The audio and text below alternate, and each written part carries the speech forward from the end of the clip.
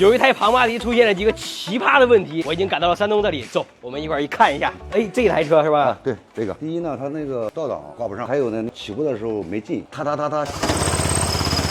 像打滑那种，起步的时候有点打滑。放了应该好长时间了，应该放了半年多了吧。让我搞定它。好了，回家盘它。先看它是什么原因挂不上倒档，然后再挂倒档，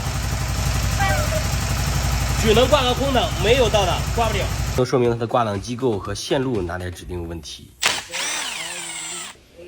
这排线这断了，看到了吗？啊，哦，怪不得它不管用呢，这有裂痕，看，就这个开关总成3000块，看咱们想个办法，看能不能给它修复过来。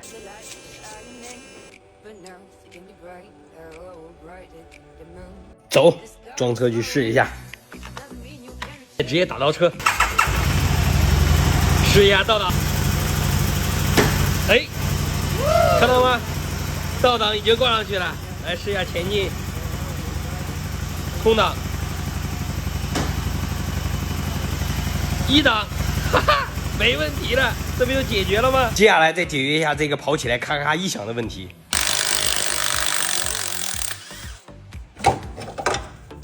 这皮带轮看起来也没任何问题啊，看来不是它的原因。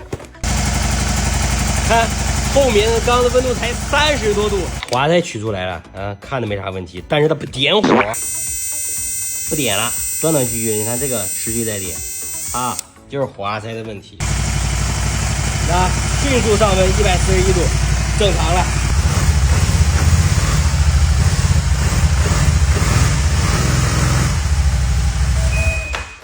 搞定，走吧，一起去试下车，看它的稳定性如何。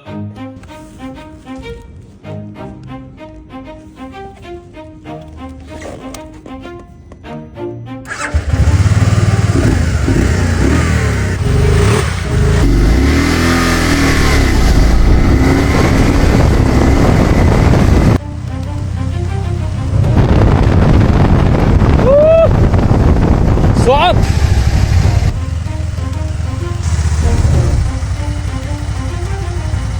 整个骑行过程中换挡是相当的丝滑，倒档也是切换自如，跑起来也没有那个咔咔的响声了。整个维修的过程，先是挂不上倒档，其实手把开关里面的排线断了，然后就是跑起来咔异响，并不是皮带轮的原因，我被误导了，滑塞坏了导致缺缸造成的。其实像这种疑难杂症的问题并不复杂，只是需要耐心的追根溯源，把每个细节都查到位而已。屏幕前的你们还有什么疑难杂症问题，打到评论区，我们一起探讨一下。